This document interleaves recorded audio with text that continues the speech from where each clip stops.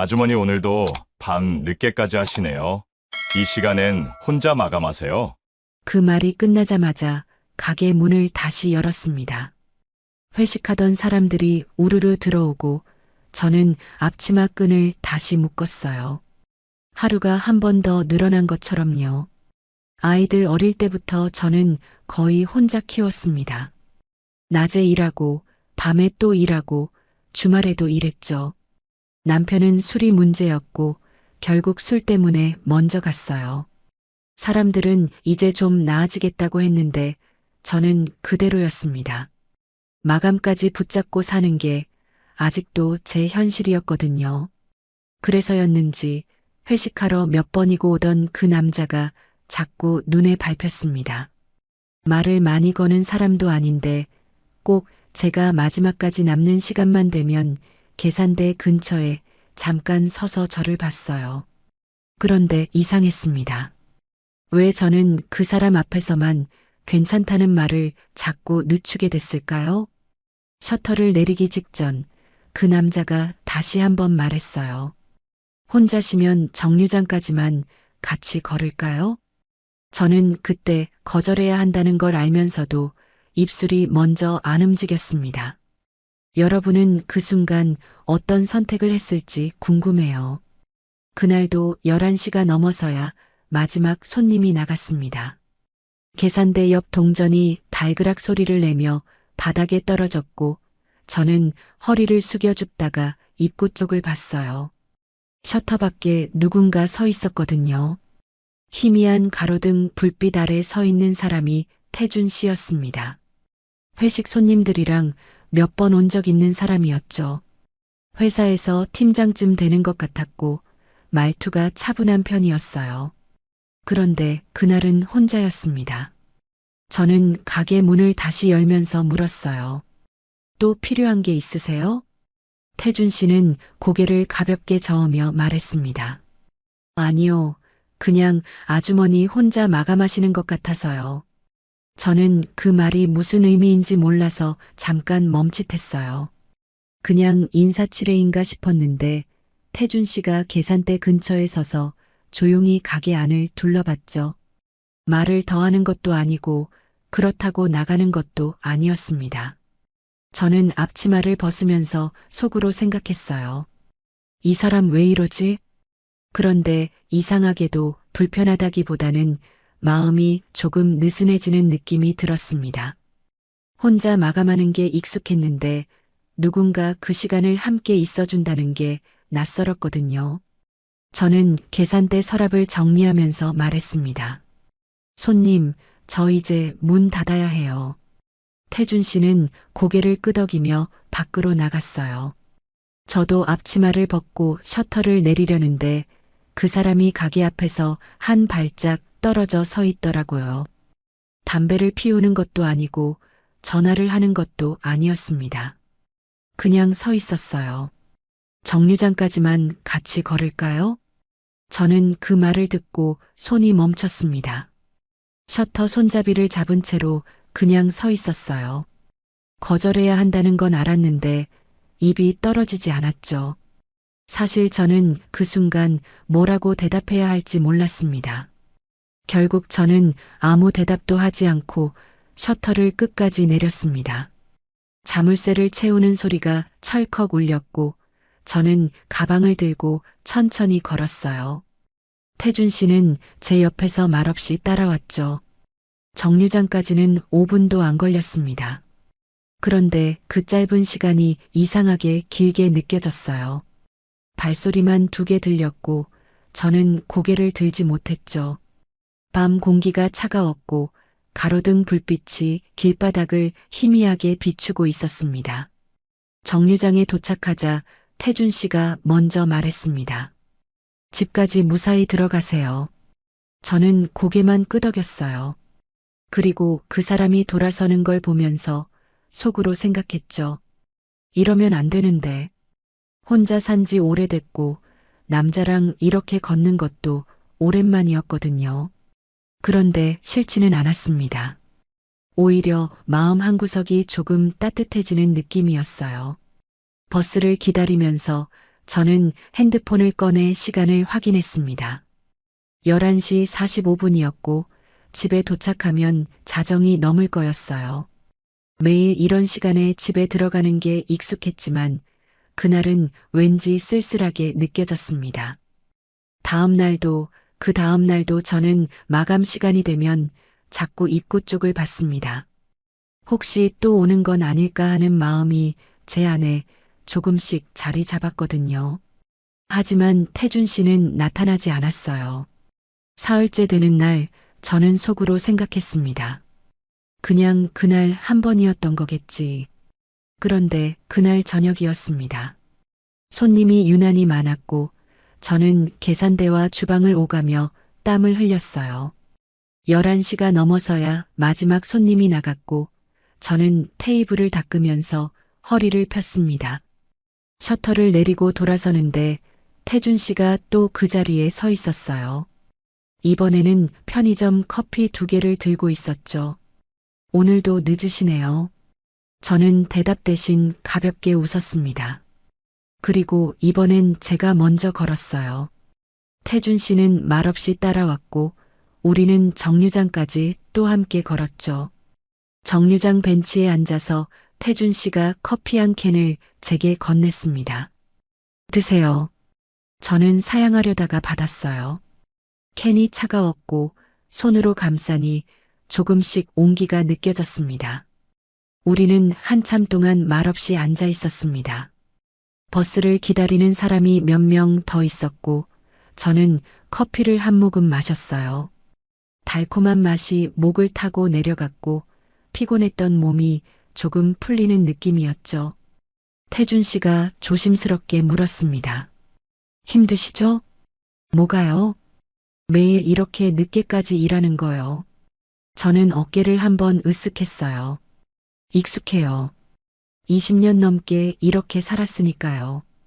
태준 씨는 고개를 끄덕이며 커피를 마셨습니다. 그리고 한참 후에 말했어요. 저도 오래 혼자 살았어요. 집에 들어가면 너무 조용해서 가끔은 TV도 안 보고 그냥 앉아 있을 때가 있어요. 저는 그 말을 듣고 가슴이 뜨끔했습니다. 저도 그랬거든요. 집에 들어가서 불 켜는 것도 귀찮고 밥 먹는 것도 대충 해결하고 그냥 침대에 누워 천장을 보는 날이 많았어요. 혼자 사는 게 편하긴 한데 외롭긴 하죠. 제가 그렇게 말하자 태준 씨가 고개를 끄덕였습니다. 맞아요. 편한데 외로워요. 우리는 그날 밤 1시간 가까이 정류장에 앉아 있었습니다. 말을 많이 한 건 아니었는데 시간이 빨리 지나갔어요. 버스가 오고 또 가고 사람들이 타고 내렸지만 우리는 계속 앉아 있었죠.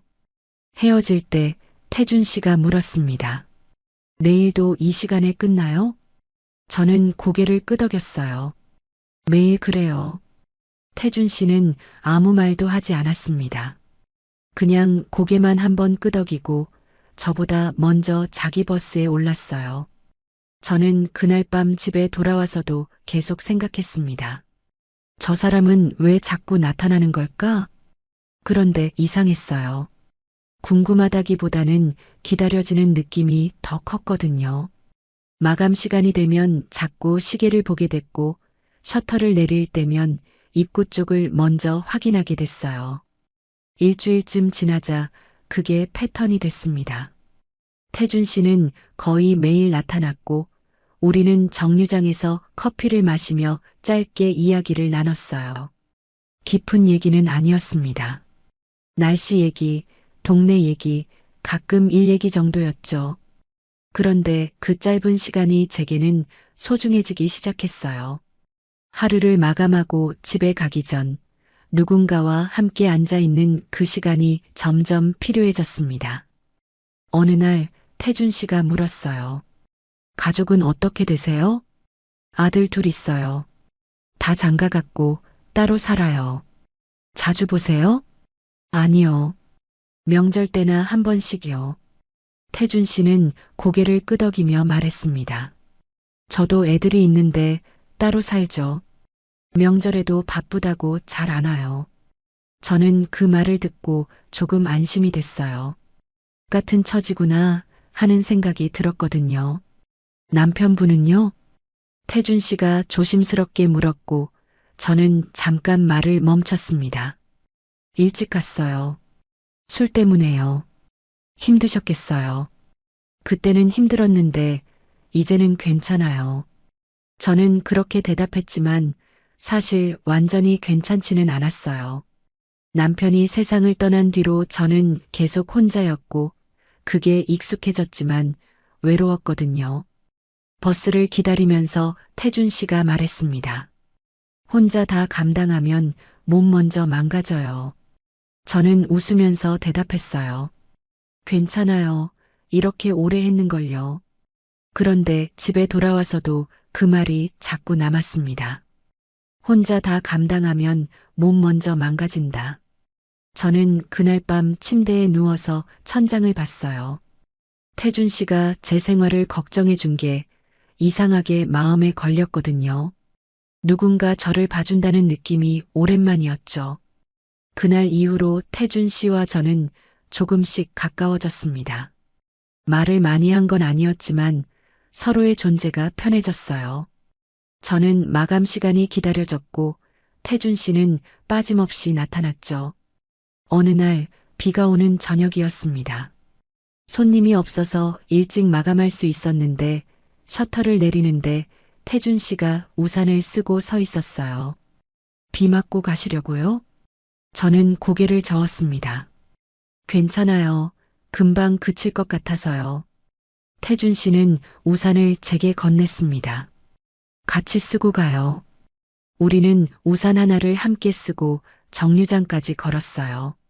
어깨가 닿을 듯 말 듯한 거리였고 빗소리가 우산 위에서 똑똑 울렸습니다. 정류장에 도착해서 태준 씨가 물었어요. 내일도 오면 될까요? 저는 대답 대신 가볍게 웃었습니다. 그리고 버스에 올라 창밖을 보면서 생각했죠. 나 지금 뭐 하는 거지? 그 뒤로 태준 씨는 거의 매일 나타났습니다. 회식이 없는 날도, 비가 오는 날도, 바람이 센 날도요. 저는 그게 우연이라고 생각하지 않았어요. 어느 날 저는 마감을 평소보다 30분 일찍 했습니다. 손님이 없어서 일찍 정리할 수 있었거든요. 그런데 셔터를 내리려는데 맞은편 편의점 앞에 태준 씨가 서 있었어요. 저는 그 모습을 보고 가슴이 철렁했습니다. 저 사람이 나를 기다린 거야? 태준 씨는 제가 나오는 걸 보고 천천히 걸어왔어요. 오늘은 일찍 끝나셨네요. 손님이 없어서요. 그럼 커피라도 한 잔 하실래요? 저는 고개를 끄덕였습니다. 이제는 거절하는 게 더 이상하게 느껴졌거든요. 우리는 편의점 앞 작은 테이블에 앉았어요. 태준 씨가 커피 2개를 사와서 하나를 제 앞에 놓았죠. 캔이 차가웠고 저는 손으로 감싸면서 조금씩 온기를 느꼈습니다. 평일 저녁 11시쯤이면 동네가 조용해졌어요. 가끔 차가 지나가고 편의점 형광등 불빛만 환했죠. 저는 커피를 마시면서 태준 씨를 힐끗 봤습니다. 태준 씨는 말이 많은 사람이 아니었어요. 그냥 조용히 앉아서 커피를 마시고 가끔 짧게 말을 건넸죠. 그런데 그 침묵이 불편하지 않았습니다. 오히려 편했어요. 일 오래 하셨죠? 태준 씨가 물었고 저는 고개를 끄덕였습니다. 23년쯤 됐어요. 아이들 어릴 때부터 했으니까요. 힘드셨겠어요. 뭐 익숙해요. 저는 그렇게 대답했지만 사실 힘들었어요. 밤늦게까지 일하고 주말도 없이 일하고 명절에도 가게를 열었죠. 그렇게 살아야 아이들을 키울 수 있었거든요. 태준 씨가 천천히 말했습니다. 저도 회사 다니면서 애들 키웠는데 쉽지 않더라고요. 근데 혼자 다 하시면 얼마나 힘들었겠어요. 저는 그 말을 듣고 가슴 한쪽이 뜨거워졌어요. 누군가 제 삶을 알아봐 준다는 느낌이 들었거든요. 괜찮았어요. 그렇게 살 수밖에 없었으니까요. 태준 씨는 고개를 끄덕이며 커피를 마셨습니다. 그리고 한참 후에 조심스럽게 말했어요. 근데 이제는 조금 쉬셔도 되지 않아요? 저는 그 말을 듣고 웃었습니다. 쉬는 게 뭔지 모르겠어요. 일하는 게 익숙해서요. 그래도 혼자 다 감당하면 몸 먼저 망가져요. 태준 씨가 또 그 말을 했을 때 저는 대답하지 못했어요. 맞는 말이었거든요. 요즘 허리도 아프고 무릎도 시큰거렸죠. 우리는 그날 밤 1시간 넘게 앉아 있었습니다. 말을 많이 한 건 아니었지만 시간이 빨리 지나갔어요. 편의점 주인이 의자를 정리하는 소리가 들렸고 저희는 일어났죠. 정류장까지 걸으면서 태준 씨가 말했습니다. 같이 있으면 편하네요. 저도 그렇게 느꼈어요. 태준 씨랑 있으면 말을 많이 하지 않아도 편했고 무언가를 설명해야 한다는 부담도 없었죠. 그날 밤 집에 돌아와서도 태준 씨 생각이 났습니다. 저 사람은 왜 나한테 이러는 걸까? 일주일이 더 지났습니다. 태준 씨는 변함없이 나타났고 우리는 매일 정류장에서 커피를 마시며 시간을 보냈어요. 이제는 제 하루 중에서 그 시간이 제일 좋았습니다. 어느 날 태준 씨가 평소와 다르게 말을 조심스럽게 꺼냈어요. 제가 이상한 말하는 것처럼 들릴 수도 있는데요. 저는 커피를 마시다 말고 태준 씨를 봤습니다. 혼자 사시는 거 힘드시죠? 뭐 그렇죠. 저도 혼자 살면서 많이 느꼈어요. 집에 들어가면 너무 조용하고 밥도 대충 먹게 되고 청소도 귀찮아지고요. 저는 고개를 끄덕였어요. 맞는 말이었거든요. 태준 씨가 잠깐 망설이다가 말했습니다. 같이 살면 아주머니가 좀 덜 힘들 것 같아서요. 저는 그 말을 듣고 숨이 멎었습니다. 커피캔을 든 손이 조금 떨렸고 저는 아무 대답도 하지 못했어요. 태준 씨는 제 반응을 보면서 급하게 말했죠. 갑자기 이상한 소리에서 죄송해요. 그냥 혼자 사는 게 서로 힘들 것 같아서요. 부담 갖지 마세요. 저는 고개를 들지 못하고 커피만 한 모금 마셨습니다. 목으로 넘어가는 게 차가웠고 머릿속은 복잡했죠. 같이 산다고?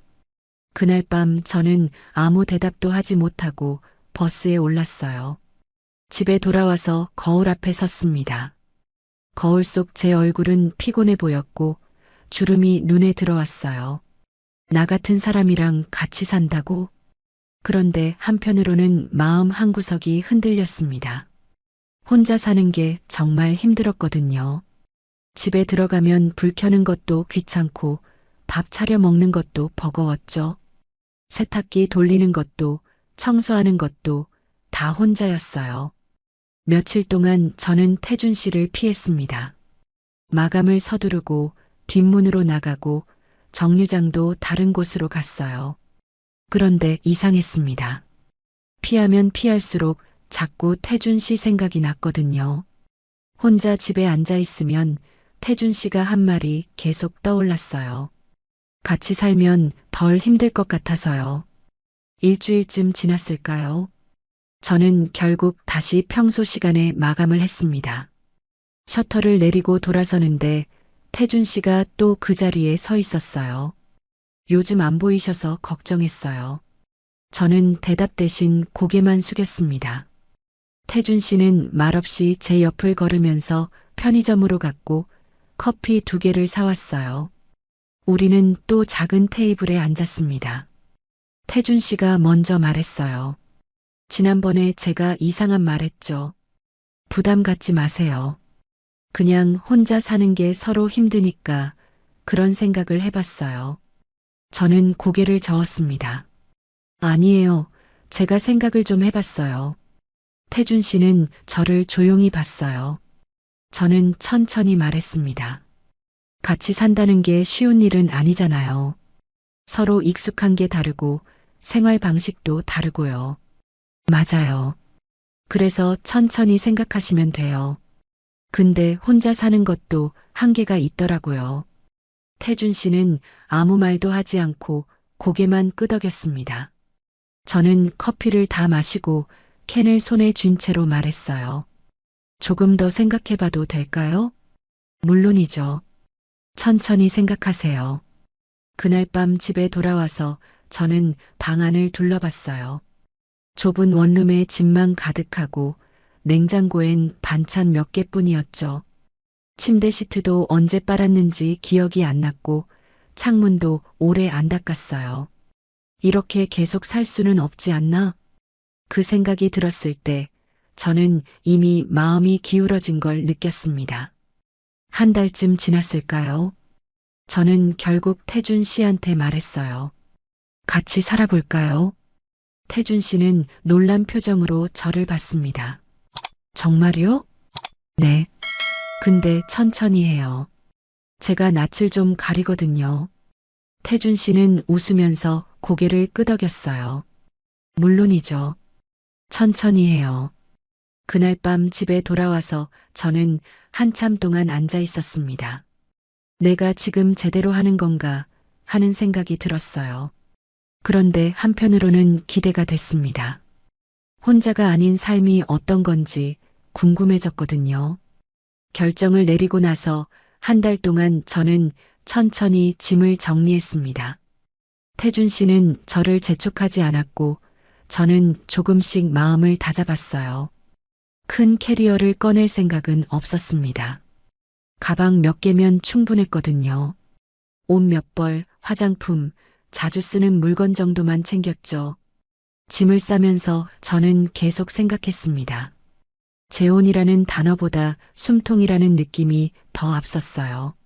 누군가와 함께 산다는 게 이제는 부담이 아니라 안도감처럼 느껴졌죠. 태준 씨 집은 제가 사는 곳에서 버스로 40분 거리였습니다. 아파트 단지가 조용했고 나무가 많았어요. 저는 택시에서 내려 아파트 입구를 보면서 한참 서 있었죠. 여기서 살게 되는구나. 태준 씨가 현관문을 열어줬습니다. 들어오세요. 저는 신발을 벗으면서 가지런히 놓았어요. 현관이 넓었고 거실이 보였죠. 제가 살던 원룸보다 몇 배는 넓었습니다. 거실 창으로 햇빛이 들어왔고 소파가 깨끗하게 놓여 있었어요. 부엌도 넓었고 식탁도 컸죠. 저는 천천히 집안을 둘러보면서 숨을 깊게 들이마셨습니다. 방은 이쪽이에요. 태준 씨가 안방을 보여줬어요. 침대가 크고 옷장이 있었죠. 창문도 커서 밖이 잘 보였습니다. 편하게 생각하세요. 태준 씨가 그렇게 말했지만 저는 편할 수가 없었어요. 새 집이라는 게 원래 그렇잖아요. 어디에 뭐가 있는지 모르고 어디까지 써도 되는지 모르고요. 저는 짐을 방에 풀면서 한참 동안 가만히 앉아 있었습니다. 창밖으로 나무가 보였고 바람 소리가 들렸어요. 아이들 키우면서 살던 좁은 집, 남편이 술 먹고 들어오던 집, 혼자 남아서 버티던 원룸. 모든 게 떠올랐습니다. 이제 여기서 살게 되는구나. 첫날은 조용했습니다. 태준 씨는 저녁을 간단하게 차려줬고 저는 설거지를 했어요. 말은 많지 않았지만 그게 오히려 편했죠. 저녁을 먹고 나서 저는 거실 소파에 앉아 TV를 봤어요. 태준 씨는 옆에 앉아서 같이 뉴스를 봤죠. 말은 없었지만 함께 있다는 느낌이 나쁘지 않았습니다. 밤이 되자 저는 방으로 들어갔어요. 침대에 누우니 천장이 낯설었고 이불 냄새도 달랐죠. 잠이 쉽게 오지 않았습니다. 이틀째도 사흘째도 비슷했습니다. 저는 아침에 일어나서 간단하게 청소를 하고 낮에는 태준 씨가 출근한 사이 집안을 천천히 둘러봤어요. 냉장고 안에 뭐가 있는지, 선반에 뭐가 놓여 있는지 확인하면서 조금씩 익숙해졌죠. 태준 씨가 쓰던 컵, 접시, 수저들을 만지면서 이제 이것들이 내 것이기도 하구나 생각했습니다. 낮에 혼자 있을 때면 창밖을 자주 봤어요. 나무가 많아서 바람이 불 때마다 나뭇잎이 흔들렸고 새소리도 들렸죠. 원룸에서는 창밖에 다른 건물만 보였는데 여기는 달랐습니다. 태준 씨는 저녁 6시쯤 퇴근했어요. 저는 간단하게 저녁을 차렸고 같이 식사를 했죠. 오늘 뭐 하셨어요? 청소 좀 하고 TV 좀 봤어요. 힘들지 않으세요? 아니요, 괜찮아요. 대화는 짧았지만 불편하지 않았습니다.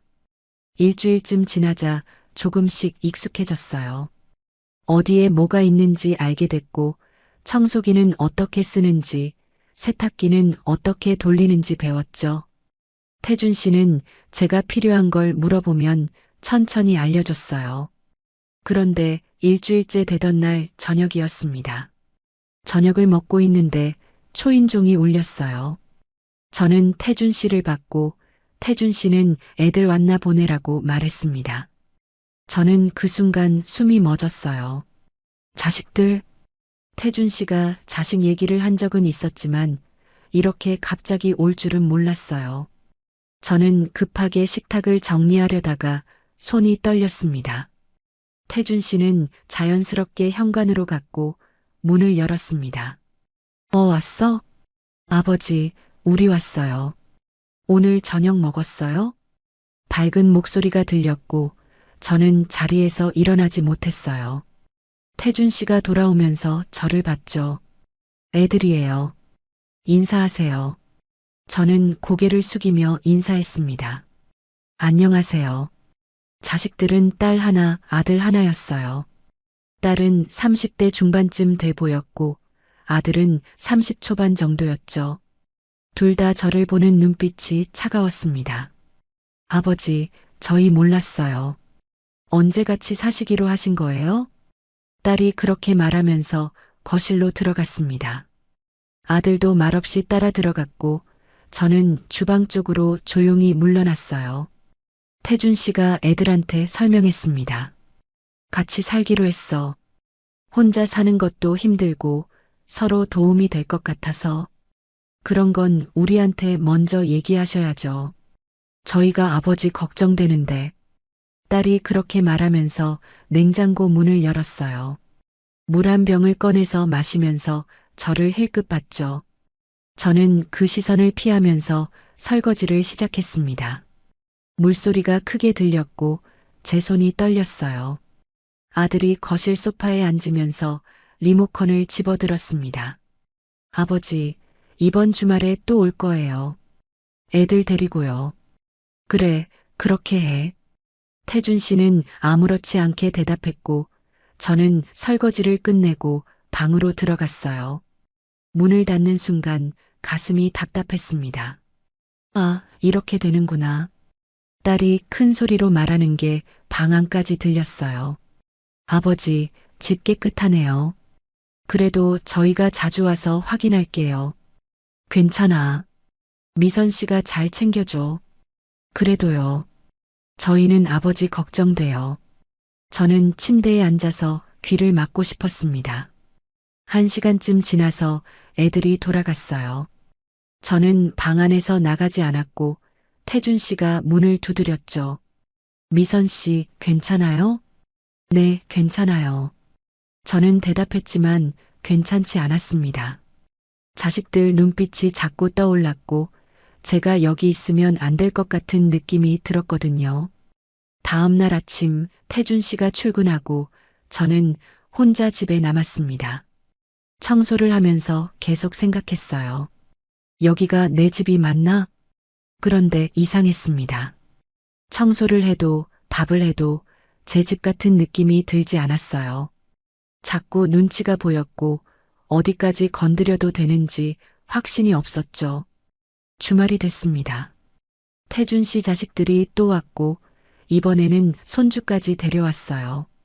5살쯤 된 아이가 거실을 뛰어다니고 딸은 부엌 서랍을 열어 과자를 꺼냈죠. 저는 주방에서 과일을 깎았습니다. 손주가 소파에서 뛰어내리는 소리가 들렸고 딸이 조심해. 할아버지 집인데라고 말했어요. 그 말을 들으면서 저는 생각했습니다. 할아버지 집이지. 내 집은 아니구나. 오후쯤 딸이 주방으로 들어오면서 물었어요. 아버지 좀 어때요? 편하게 지내세요? 네, 잘 지내세요. 그런데 우리는 좀 불편해요. 저는 칼을 든 손을 멈췄습니다. 딸이 제 얼굴을 보면서 천천히 말했어요. 우리 가족인데 갑자기 낯선 사람이 있으면 불편하잖아요. 저희도 자주 오는데 신경 쓰이거든요. 그 말이 제 가슴에 꽂혔습니다. 저는 대답하지 못하고 과일만 계속 깎았어요. 사과 껍질이 길게 벗겨졌고 칼 쥔 손에 힘이 들어갔죠. 딸이 나가고 저는 혼자 주방에 서서 한참을 멍하니 있었습니다. 외부인이구나, 나는. 그날 저녁 자식들이 돌아가고 저는 태준 씨한테 조심스럽게 말했어요. 나 여기서 자꾸 작아져. 태준 씨는 TV를 보다 말고 저를 봤습니다. 왜요? 무슨 일 있었어요? 애들이 날 별로 안 좋아하는 것 같아. 태준 씨는 한숨을 쉬며 말했어요. 예민하게 굴지 마요. 애들이 아직 익숙하지 않아서 그래요. 시간 지나면 괜찮아질 거예요. 저는 더 이상 말하지 않았습니다. 그 말이 제일 무서웠거든요. 예민하게 굴지 마. 그날 밤 저는 침대에 누워서 천장을 봤습니다. 여기 온 게 맞는 선택이었을까 하는 생각이 들었어요.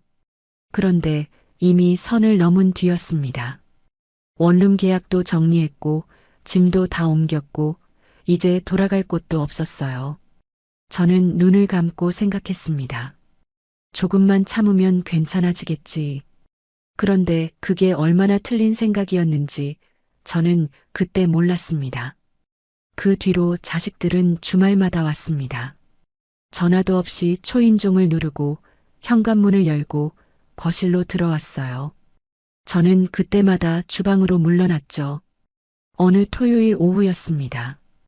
딸이 손주를 데리고 왔고 아들은 아내까지 데려왔어요. 거실이 순식간에 시끄러워졌죠. 딸이 냉장고 문을 열었습니다. 아버지, 우유 없어요? 애가 우유 먹어야 하는데. 아, 미안. 안 사뒀네. 태준 씨가 미안해 하는데 딸이 저를 힐끗 봤어요. 집에 사람이 있는데 장도 안 보세요? 저는 대답하지 못했습니다. 사실 장을 보러 갈 때마다 뭘 사야 할지 몰랐거든요.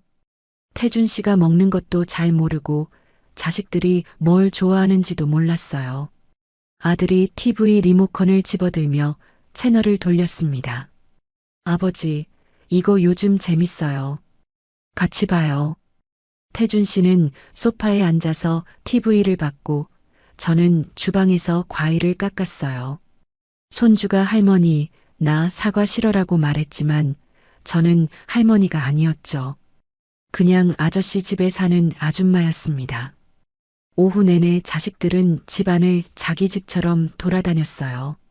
냉장고를 열어 음료수를 꺼내고 과자 서랍을 뒤지고 화장실을 쓰고 방문을 열어 안을 들여다봤죠.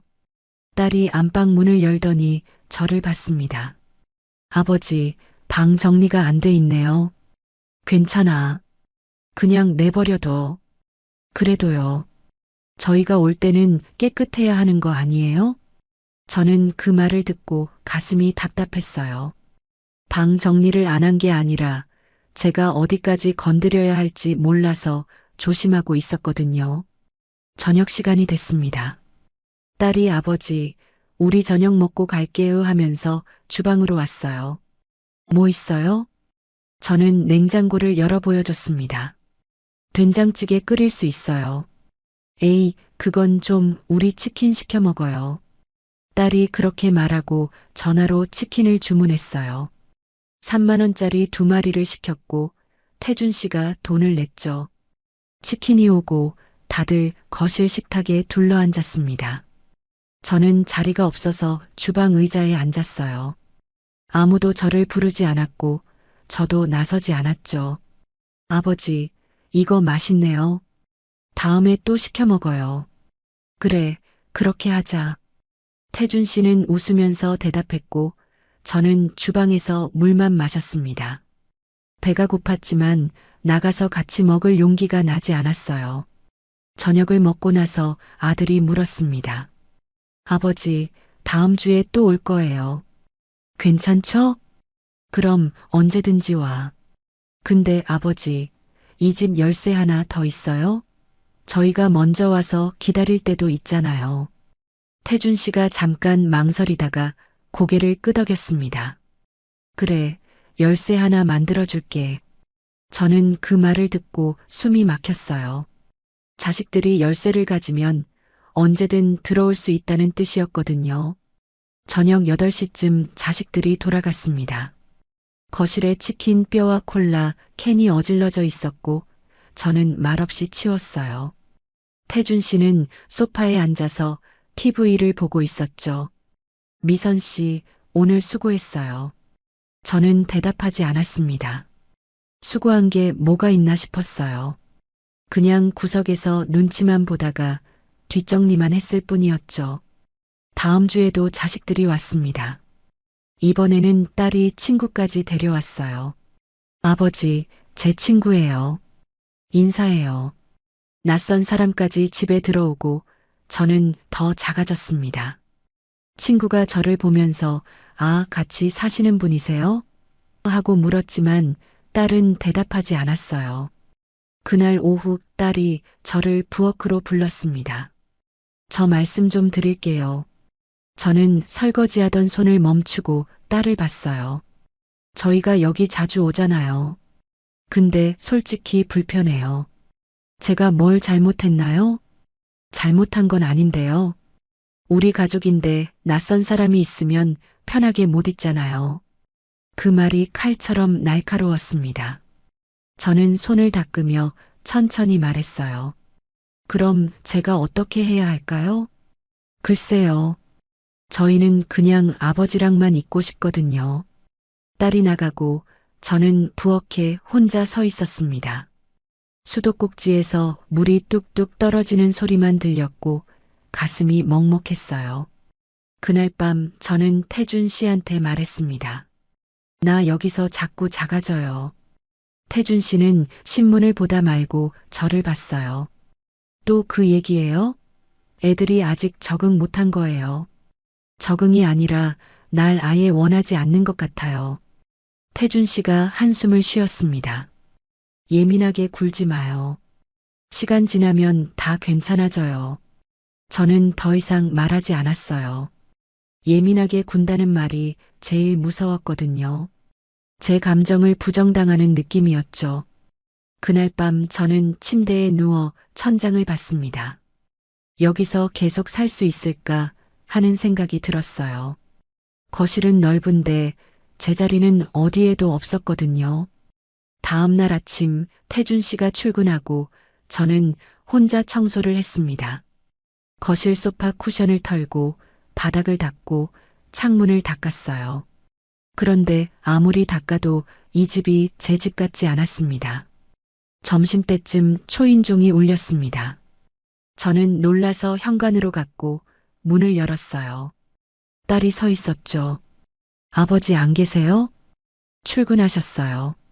아, 그럼 제가 잠깐 들어가도 돼요? 놓고 간 게 있어서요. 딸은 제 대답을 기다리지 않고 안으로 들어왔습니다. 거실을 지나 안방으로 갔고 뭔가를 찾더니 나왔어요. 찾았어요. 그럼 저 갈게요.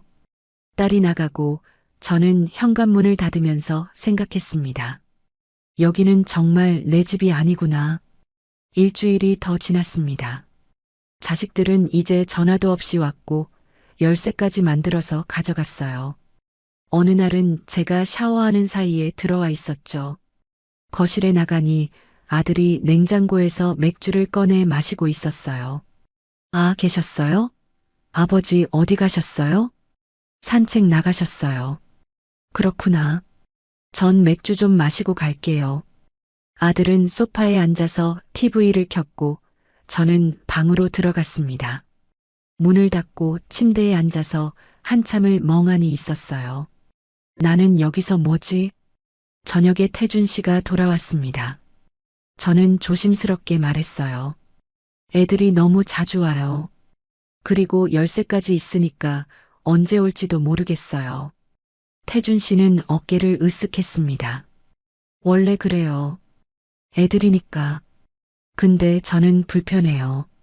미선 씨가 적응해야죠. 애들은 원래 이 집 식구니까요. 그 말을 듣는 순간 저는 알았습니다. 제가 아무리 여기 살아도 저는 식구가 아니라는 걸요. 밤에 혼자 앉아 있는데 눈물이 났습니다. 원룸에서 혼자 살 때가 오히려 나았어요. 좁아도 제 공간이었고 눈치 볼 사람도 없었거든요. 그런데 여기서는 달랐습니다. 넓은 집에 살지만 제 자리는 어디에도 없었어요. 다음 날 딸이 또 왔습니다. 이번에는 손주 옷을 가지고 왔더라고요. 아버지, 애 옷 여기 좀 둬도 돼요? 올 때마다 편하게 갈아입히려고요. 태준 씨는 그래, 나더라고 했고, 딸은 안방 옷장을 열었습니다. 제 옷 옆에 아이 옷을 걸더라고요. 저는 그 모습을 보면서 가슴이 무너졌습니다. 이제 옷장마저 제 것이 아니구나 하는 생각이 들었어요. 그날 밤 저는 태준 씨한테 다시 말했습니다. 나 정말 힘들어요. 여기서 살 수가 없을 것 같아요. 태준 씨는 짜증을 냈습니다. 또 그 소리예요? 얼마나 더 예민하게 굴 거예요? 애들은 원래 그래요. 이해 좀 해요. 저는 더 이상 아무 말도 하지 않았습니다. 이해받을 수 없다는 걸 알았거든요. 그날 밤 저는 가방을 꺼내 짐을 싸기 시작했습니다. 조용히 천천히요. 태준 씨는 거실에서 TV를 보고 있었고 제가 뭘 하는지 몰랐어요. 다음 날 아침 저는 태준 씨한테 말했습니다. 전화 갈게요. 태준 씨는 놀란 표정으로 저를 봤어요. 갑자기 왜요? 갑자기가 아니에요. 계속 말했잖아요. 그래도 조금만 더 있어봐요. 애들도 익숙해질 거예요. 저는 고개를 저었습니다. 이미 마음은 정해져 있었어요. 태준 씨는 그날 밤 저를 달랬습니다. 거실 소파에 나란히 앉아서 처음으로 제 손을 잡았어요. 미안해요. 제가 애들한테 말을 안 해서 그래요. 저는 대답하지 않고 창밖만 봤습니다. 밤이 깊었고 가로등 불빛만 희미하게 들어왔어요. 애들이 말이 좀 심했죠. 제가 내일 전화해서 얘기해 볼게요. 너무 자주 오지 말라고요. 저는 그 말을 듣고 조금 마음이 흔들렸습니다. 그래도 내 편이 있구나. 태준 씨가 계속 말했어요. 미선 씨, 조금만 참아요. 시간 지나면 애들도 이해할 거예요. 우리 좀 더 노력해봐요. 저는 고개를 끄덕였습니다. 사실 나갈 곳도 마땅치 않았고 다시 혼자 사는 게 두렵기도 했거든요. 알았어요. 조금만 더 있어 볼게요. 태준 씨는 안도하는 표정으로 웃었습니다. 고마워요. 제가 잘할게요. 그날 밤 저는 침대에 누워 생각했어요. 괜찮아질 거야. 조금만 더 견디면. 다음 날 아침 태준 씨는 출근하면서 말했습니다. 오늘 딸한테 전화해 볼게요. 걱정 마요. 저는 고개를 끄덕이며 배웅했어요. 문이 닫히고 저는 혼자 남았습니다. 점심때쯤 청소를 하고 있는데 초인종이 울렸어요. 저는 현관으로 갔고 인터폰을 확인했죠. 딸이었습니다. 문을 열자 딸이 얼굴을 찌푸리며 들어왔어요. 아버지 계세요? 출근하셨어요. 아, 그래요. 근데 제가 드릴 말씀이 있어서요. 딸은 거실로 들어가 소파에 앉았습니다. 저는 맞은편에 조심스럽게 앉았어요. 아버지한테 전화 왔더라고요. 저희 보고 너무 자주 오지 말래요. 저는 아무 말도 하지 못했습니다. 딸이 저를 똑바로 보면서 말했어요. 솔직히 말씀드릴게요. 저희는 여기 올 때마다 불편해요. 우리 엄마도 아닌 사람이 여기 있으니까요. 저도 불편해요. 제가 그렇게 말하자 딸이 코웃음을 쳤습니다. 불편하면 왜 여기 있어요? 나가시면 되잖아요. 그 말이 가슴에 박혔습니다. 저는 숨을 깊게 들이마시며 말했어요. 태준 씨랑 같이 살기로 해서 왔어요. 그건 아버지 혼자 결정하신 거잖아요. 저희는 동의한 적 없어요. 딸이 일어서면서 냉장고로 갔습니다. 문을 열더니 안을 들여다보고 뭔가를 꺼냈어요. 이거 제가 지난주에 사다 놓은 건데 왜 없어졌어요? 제가 먹었어요. 냉장고에 있길래 버리기 전에 먹어야 할 것 같아서요. 버리기 전에요? 이거 유통기한 한참 남았는데요? 저는 당황해서 말했습니다. 죄송해요. 몰랐어요. 아니, 여기 사는 사람이 냉장고에 뭐가 있는지도 몰라요? 그리고 이건 저희 거예요. 함부로 먹으면 어떡해요? 딸의 목소리가 점점 커졌습니다. 저는 일어서서 고개를 숙였어요. 정말 죄송해요. 앞으로는 안 그럴게요. 앞으로요? 앞으로도 계속 여기 계실 거예요? 저는 대답하지 못했습니다. 딸은 한숨을 쉬며 가방을 들었어요. 아버지한테 말씀드릴게요. 저희는 정말 불편하다고요. 딸이 나가고 저는 거실에 주저앉았습니다. 손이 떨렸고 숨이 가빠졌어요. 저녁에 태준 씨가 돌아왔습니다. 현관문을 열자마자 표정이 굳어 있었어요. 딸한테 전화 왔어요. 저는 고개를 숙였습니다. 냉장고에 있던 반찬 먹었다고요? 그게 애 거였대요. 몰랐어요. 유통기한 확인하다가 먹어야 할 것 같아서. 그래도 물어보고 먹어야죠. 태준 씨의 목소리가 차갑게 식었습니다. 저는 가슴이 철렁했어요. 죄송해요. 다음부터 조심할게요. 그게 문제가 아니에요. 애들이 화났어요. 자기네 엄마도 아닌 사람이 자기네 물건을 함부로 만진다고요. 저는 그 말을 듣고 숨이 막혔습니다. 그럼 제가 어떻게 해야 해요? 냉장고도 못 열어요? 그게 아니라 조심해야죠. 애들 물건은 건드리지 말고요. 저는 더 이상 말하지 않았습니다. 무슨 말을 해도 소용없다는 걸 알았거든요. 다음 날 아들이 왔습니다. 이번에는 아내까지 데려왔고 둘이 거실에 앉아서 저를 봤어요. 저희가 할 말이 있어요. 아들 며느리가 말했습니다. 사실 저희는 처음부터 반대였어요. 아버님이 재혼하시는 거요. 저는 손을 꼭 쥐고 들었습니다. 근데 아버님이 하신다니까 어쩔 수 없이 인정했죠. 그래도 저희 입장도 생각해 주셨으면 좋겠어요. 무슨 입장이요? 저희는 이 집에 올 때마다 눈치 보여요. 낯선 사람이 있으니까요. 그리고 솔직히 저희 친정 쪽에서도 좋게 안 봐요. 며느리의 말이 칼날처럼 날카로웠습니다. 저는 가슴이 아파서 숨쉬기가 힘들었어요. 아들이 덧붙였습니다. 저희가 원하는 건 간단해요. 저희가 올 때는 좀 피해 주세요. 아버지랑만 시간을 보내고 싶거든요. 피하라고요? 네.